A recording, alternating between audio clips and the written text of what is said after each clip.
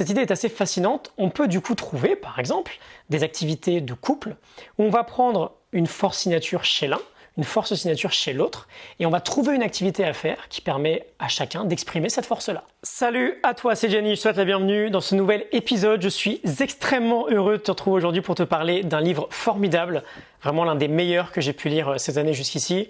Un livre que je conseille à toute personne qui vit en couple, un livre que je vais d'ailleurs envoyer à plusieurs de mes amis. C'est Happy Together. Happy Together de Susan et James Pavelski, un couple très inspirant que j'ai eu la chance de voir en live dans mon programme de coaching.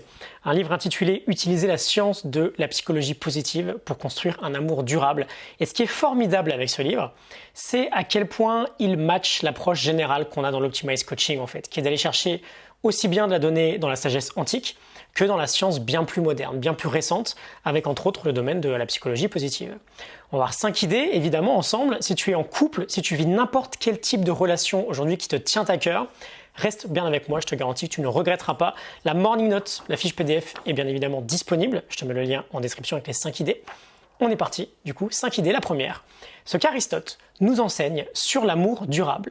On va commencer avec une idée que j'adore, on va faire un peu de philosophie et bien sûr on va la rendre très pratique. Quand on parle de relations et de Platon et Aristote, on a 2 idées.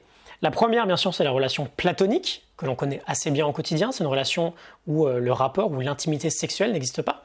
Quand on parle de relation aristotélicienne, c'est à mon sens bien plus intéressant. Aristote, et on y reviendra dans la 3e idée, base sa philosophie sur la recherche de la vertu, sur la pratique de la vertu. Et il nous explique dans les Éthiques à Nicomaque, que j'ai ici d'ailleurs, qu'on peut définir 3 types de relations, notamment 3 types d'amitié. Le premier type d'amitié, c'est une amitié utile.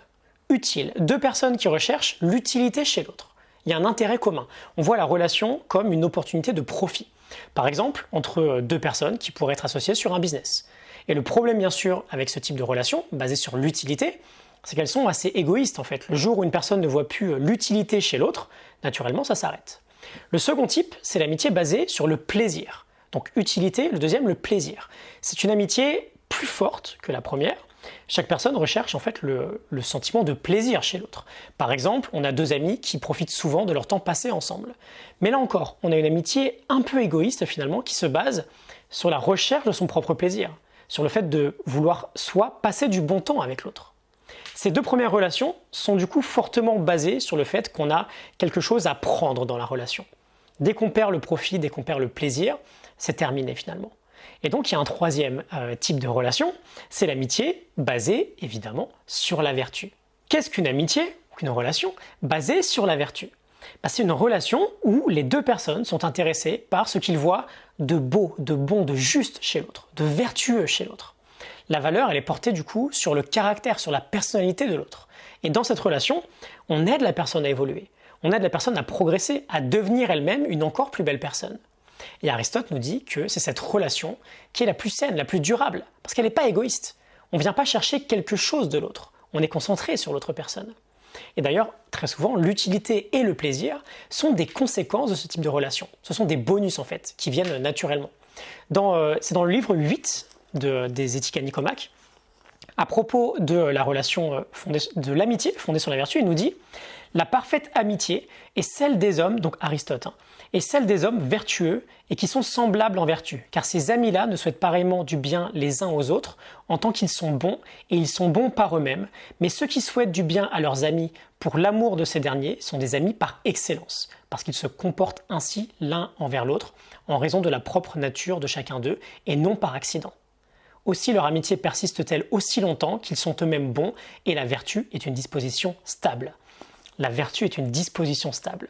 Et ce que nous disent du coup Susan et James Pavelski, c'est simplement qu'on peut approcher la relation amoureuse de la même manière. Une relation durable, une relation amoureuse durable, un mariage durable, c'est une relation basée sur la vertu. C'est une relation qui caractériserait en fait ce qu'on pourrait appeler un amour aristotélicien. Ce qui nous mène à l'idée numéro 2, l'approche Happy Together. Il nous dit, j'ouvre les guillemets, l'amour aristotélicien représente donc notre idéal de relation romantique, caractérisé par 3 éléments. Tout d'abord, les partenaires reconnaissent la vertu chez l'autre. Cela ne veut pas dire qu'ils ignorent l'utilité ou le plaisir qu'ils tirent de la relation, mais que celle-ci est fondée sur les qualités intrinsèques que l'on retrouve chez l'autre. Second point, les partenaires sont engagés dans une recherche de bien-être et de croissance de l'autre personne. chacun supporte l'autre dans la recherche de son réel potentiel. Enfin, troisième point, chacun de son propre côté est inspiré à devenir chaque jour une meilleure personne. Je ferme les guillemets. Et donc là, on a finalement la base et l'objectif de ce livre, nous aider à nous épanouir dans nos relations en travaillant sur ces trois aspects-là. Donc le premier, c'est reconnaître la vertu chez l'autre, reconnaître les qualités, les forces principales chez l'autre. Le second, c'est s'engager dans le fait d'aider l'autre dans sa croissance personnelle, par exemple en l'aidant à mettre au quotidien en valeur, en pratique, ses propres vertus, à les vivre encore plus au quotidien. On en parle juste après en troisième idée. Et troisième point, s'engager dans sa propre croissance personnelle. Et ça me fait penser, petite parenthèse, à une idée qu'on aborde très souvent ensemble lorsqu'on parle de relations, c'est la self-care habit, l'habitude qui prend soin de nous-mêmes. Quelle est cette habitude qui prend soin de toi-même pour toi? Quelle est celle de ton ou de ta partenaire? Et comment on peut s'engager tous les deux à tout faire pour que chacune des deux habitudes, aussi bien la sienne que celle de l'autre, soit complètement respectée. Okay, c'est important d'avoir cette donnée-là.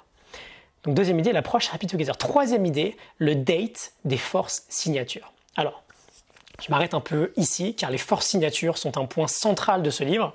L'aspect date, c'est juste un exercice sympa qu'on verra juste après pour le mettre en avant.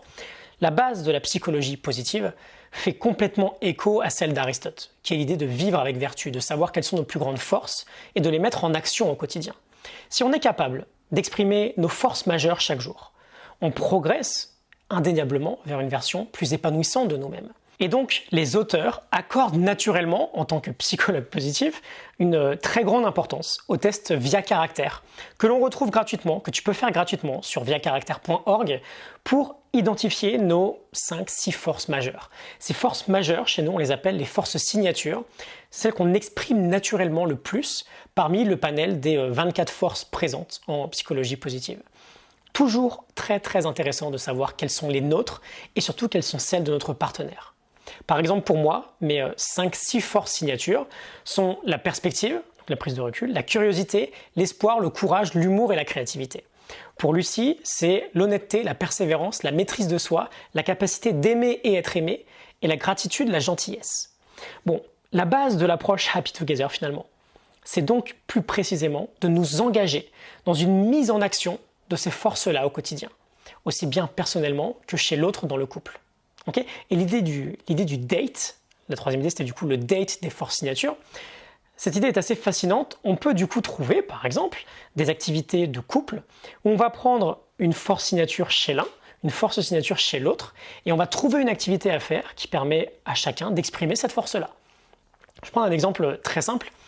Si on prend la créativité chez moi et la gratitude chez Lucie, bon, quelque chose qu'on aime bien faire en couple, c'est par exemple réfléchir à des façons originales en fait, d'exprimer notre reconnaissance pour les autres. Pour fêter des anniversaires par exemple, on aime beaucoup prendre un petit peu de temps et trouver un moyen assez sympa de faire des petites photos, des petites vidéos assez cool. On prend du plaisir en fait à le faire tous les deux. On a chacun une force de notre caractère importante qui s'exprime chez nous. La reconnaissance chez Lucie et la créativité chez moi. Okay, donc c'est ça le date, c'est aller prendre une activité où chacun peut exprimer une de ses forces signatures. Ça demande bien sûr d'avoir de la clarté sur tout ça. On passe à l'idée numéro 4, apprendre à savourer une expérience. J'ouvre les guillemets, notre réponse aux événements est au moins aussi importante que les événements eux-mêmes.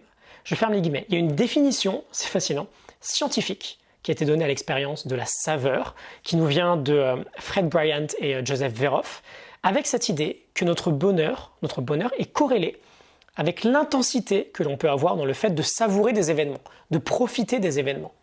Ils nous disent que savourer, c'est la capacité d'être pleinement conscient lorsqu'on a une expérience plaisante qui se produit et de savoir la prolonger intentionnellement.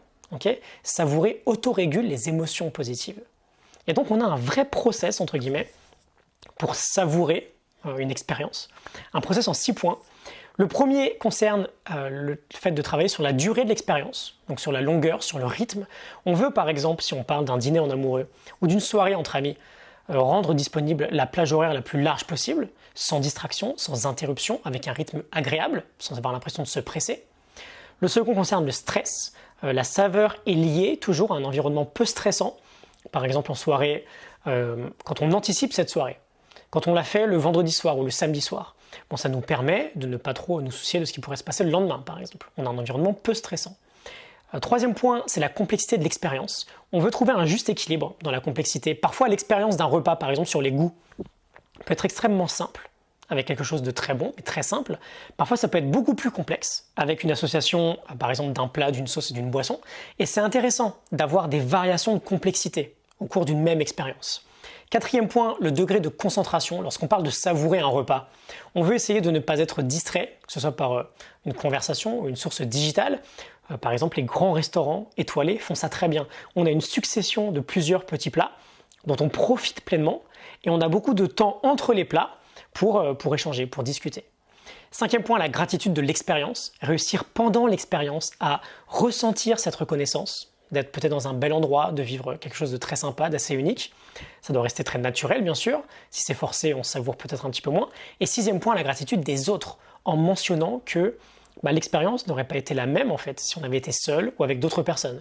Que le fait d'avoir vécu cette expérience telle qu'elle est là, l'a rendue unique. Okay, quand on est avec les bonnes personnes, en général, on savoure toujours plus une quelconque expérience. Donc idée numéro 4, la saveur. Et idée numéro 5, le gros morceau de cet épisode, je te l'avais spoilé dans l'épisode de lundi, maîtriser la danse de la gratitude. On va prendre un peu de temps encore une fois sur celle-ci parce que c'est vraiment un sujet très très important. Parlons un peu de cette gratitude, une vertu que Cicéron qualifiait de la plus grande des vertus, de la mère de toutes les autres vertus. On a bien sûr les recherches de Robert Emmons, le pilier aujourd'hui des recherches sur la science de la gratitude, qui nous explique à quel point c'est une vertu fondamentale à cultiver dans notre vie, et plus particulièrement dans le couple. Et à l'évidence, c'est pas inné chez tout le monde, surtout dans une culture où on a quand même un peu de mal avec ça, mine de rien. C'est pas inné d'exprimer déjà ou de recevoir de la gratitude, mais ça l'est encore moins si on le fait de s'y prendre correctement. Parce qu'il y a une façon, effectivement, plus juste, plus belle d'exprimer une reconnaissance. Il y a une façon également plus sympa de la recevoir, ce qu'on va voir ensemble. Ce va-et-vient, en fait, entre donner et recevoir de la gratitude, c'est ce que Suzy et James nomment la danse de la gratitude. Deux aspects, du coup, ici. La première, si on se place sur l'aspect donner de la gratitude. Okay, par exemple, exprimer une reconnaissance, remercier quelqu'un. On pourrait différencier deux façons de s'y prendre. Premier cas, et je vais prendre un exemple très concret dans mon couple, je vais prendre un exemple où j'exprime une gratitude à Lucie. Elle a par exemple des fondations alimentaires très solides. C'est facile pour elle de manger très sainement. Et bien sûr, ça m'aide beaucoup. Ça me facilite beaucoup au quotidien le fait de bien manger moi aussi. Et donc, je pourrais lui dire, premièrement, merci pour ça. Tu sais à quel point c'est important pour moi de bien manger. J'accorde beaucoup d'attention à ce domaine aujourd'hui. Et tu me facilites beaucoup le travail. Du coup, je me sens bien, je me sens en bonne santé, etc. etc. Ok ? Deuxième cas, je vais prendre le même exemple, mais on va le tourner un peu différemment. Je vais plutôt la remercier en lui disant que par exemple, je suis ravi de l'aide que cela m'apporte, mais surtout que c'est une qualité incroyable qu'elle possède. Je pourrais lui dire, tu as vraiment l'air à l'aise avec tes habitudes alimentaires, c'est très respectueux, tu fais toujours les bons choix, les bons efforts, tu as beaucoup de discipline, tu es un modèle pour moi sur ce sujet-là. Okay ? Est-ce que tu vois la différence entre les deux approches ? La première approche, elle est centrée sur moi-même. Il y a beaucoup de je. La seconde approche est centrée sur elle. Il y a beaucoup de tu dans ma phrase. Et donc sur la facette donner de la gratitude, on veut s'y prendre principalement de la seconde façon. On se concentre sur l'autre personne. Ils nous disent, j'ouvre les guillemets, les auteurs, la gratitude est plus juste lorsqu'elle met l'accent sur la personne plutôt que sur le cadeau, sur celui qui donne plutôt que sur celui qui reçoit. Par exemple, tu es formidable, tu trouves toujours la plus belle façon de me faire plaisir, plutôt que j'adore ce cadeau, c'est le meilleur. Ok ? Donc ça, c'est l'aspect donner de la gratitude. On passe à l'autre partie de cette danse, en fait, recevoir de la gratitude, accueillir de la gratitude. On a 6 cas à voir ensemble, mais on va surtout développer les 3 premiers, qui sont des cas plutôt négatifs, en fait, des façons de faire qu'on reconnaît beaucoup aujourd'hui, mais qu'on veut éviter au quotidien. La première façon négative d'accueillir de la gratitude, on va l'appeler la déviation. Par exemple, je te remercie pour quelque chose, et toi, tu vas me répondre, non, t'inquiète, pas besoin de me remercier, c'est pas grand-chose. Là, tu dévies la gratitude. Okay ? On n'y fait pas vraiment attention, en fait. Ça nous passe un peu au-dessus de la tête, ou bien on est un peu gêné, et du coup, on dévie. C'est pas grand-chose, t'inquiète pas, il n'y a pas besoin de me remercier. Okay ? Deuxième façon, on l'appelle la réciprocité. Je te remercie pour quelque chose, et toi, tu vas me répondre, écoute, je t'en prie, et d'ailleurs, merci à toi pour ce truc là aussi que tu as fait l'autre jour, c'est super, etc., etc. On n'accueille pas la gratitude en fait, on la renvoie. On la retourne à l'envoyeur comme c'était une patate chaude en fait. Et ça crée une ambiance un peu transactionnelle, comme un échange. On sent qu'on a comme une dette à payer. On renvoie le compliment immédiatement. Ne pas confondre d'ailleurs la réciprocité avec l'équilibre. C'est important d'avoir un équilibre de gratitude dans une relation, mais on veut pas juste renvoyer immédiatement la gratitude comme si c'était une patate chaude, comme si on s'en débarrassait, parce qu'on est un peu mal à l'aise avec. Troisième façon négative, c'est peut-être la pire, le dénigrement. Je vais te dire, je te remercie pour ce repas qui était super bon, et toi tu vas me répondre, non mais tu plaisantes, c'était le pire que j'ai jamais fait, c'était pas assez salé, c'était trop cuit, j'aurais dû faire beaucoup mieux, etc., etc. Bon, le message inconsciemment que tu m'envoies là, c'est de ne plus jamais te remercier en fait, de quoi que ce soit. Parce que si je te remercie, c'est pour te faire plaisir, et à l'évidence, ça a créé une ambiance plutôt opposée. Ce troisième cas de figure là, on dénigre la gratitude de l'autre. Et on fait ça très souvent dans notre vie, sans trop s'en rendre compte. Qu'est-ce qu'on fait à la place de tout ça? Comment on accueille correctement une gratitude? Quatrième point, par exemple, on l'accepte tout simplement. Merci de me dire ça, merci de me partager ça, ou je t'en prie, c'est très sympa de ta part. On accueille très simplement. Tu es une très belle personne, merci. On accepte, merci. Cinquième point, on peut aller plus loin, on amplifie. L'amplification. Non seulement tu l'acceptes, mais tu la savoures, tu l'absorbes, tu communiques avec l'autre à quel point ça te fait plaisir et à quel point c'est important qu'il ou elle t'ait partagé cette gratitude-là. Tu exprimes ce que tu ressens avec cette gratitude-là. Et enfin, sixième point, c'est la phase ultime, c'est la phase d'avancement, la transformation. On utilise la gratitude pour se connecter à quelque chose d'encore plus profond qui nous fait plaisir à tous les deux. On retrace par exemple un très bon souvenir lié à cette gratitude ou une belle expérience. L'expression de la gratitude en fait devient à ce moment-là un moment un peu plus long où on partage quelque chose de fort à deux. On crée une vraie conversation, par exemple, autour de cette gratitude. Bon, je vais m'arrêter là-dessus. Long épisode, vraiment un livre remarquable, Happy Together, le meilleur que j'ai lu sur ce domaine-là. J'espère que tout ça te parle, que ça t'inspire. On se fait un petit récap ensemble. Je peux d'ailleurs te laisser mettre pause si tu veux et penser à l'idée qui t'a le plus parlé. On a abordé ensemble les 3 types d'amitié d'Aristote, basés sur l'utilité, le plaisir ou la vertu. Ensuite, les 3 principes de l'approche Happy Together, un amour aristotélicien, basé sur la vertu, un engagement dans le support de la progression de l'autre et dans sa propre progression personnelle. Troisième point, l'importance des forces signatures. Tu peux aller sur le site viacharacter.org si tu veux, si tu souhaites faire le test. Et ensuite, le date, prévoir des activités qui matchent avec les forces de l'un et l'autre. Quatrième point, savourer une expérience. Être plus concentré, moins stressé, plus présent, plus reconnaissant de l'expérience des personnes avec qui on la partage. Et enfin, cinquième point, donner de la gratitude en se concentrant sur l'autre plutôt que sur soi et accueillir une gratitude sans la dévier, sans la renvoyer, sans la dénigrer. Au contraire, on l'accepte, on peut l'amplifier et on peut la transformer en une petite expérience très plaisante. La Morning Note est en description, n'hésite pas à la télécharger, n'hésite pas à me partager ce qui t'a plu dans ces idées-là. N'hésite pas, bien sûr, à lire le livre et ça t'inspire. Pas encore traduit en français à ce jour. Je ne sais pas si ce sera le cas un jour. À voir. Quoi qu'il en soit, excellente journée à toi, excellente fin de semaine. Je te retrouve très vite pour un prochain épisode. À très bientôt. Salut.